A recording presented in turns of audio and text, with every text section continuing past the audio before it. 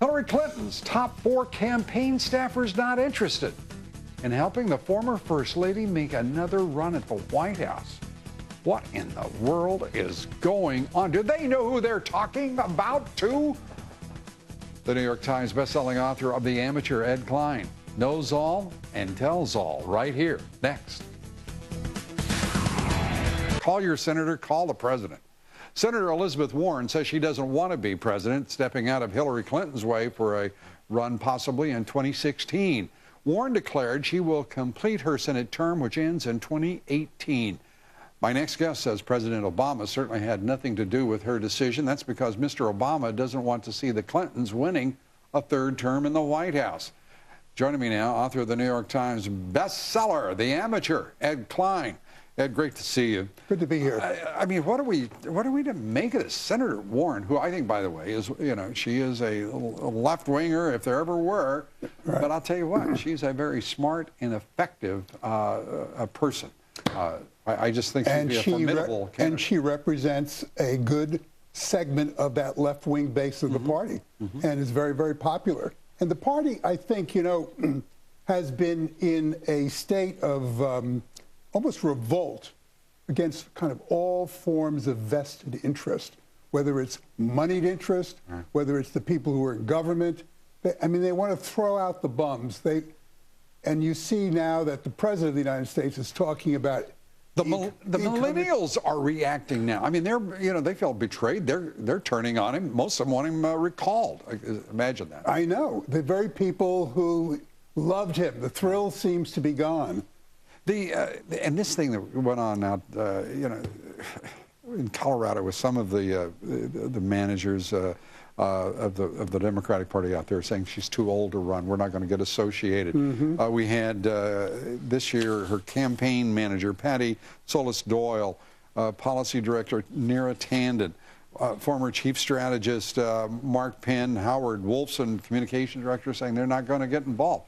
I think probably she wasn't going to ask Penn to get involved. I think you're right about that. And I think a lot of these people like Patty Solis Doyle and others were in the 2008 primary fight, did a terrible job for her, and I think she's very happy that she's not going to get these people.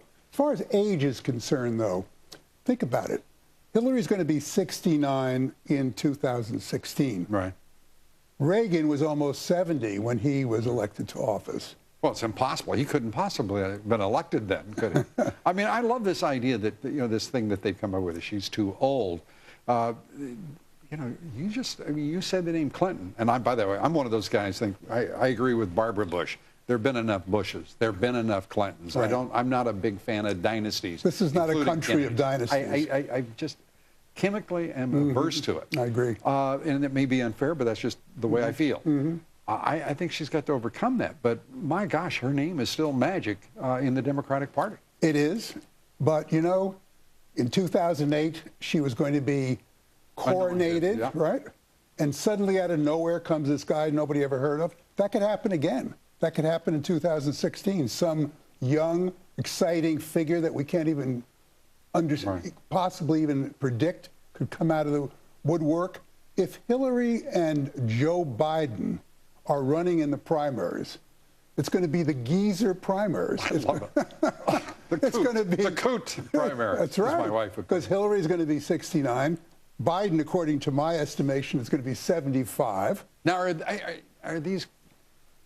What did you? The geezers, or would they be Coots, or would they be codgers? I mean, how are you going to sort? Let's call them codgers. And let's be very careful, because you and I are in a very dangerous territory demographically.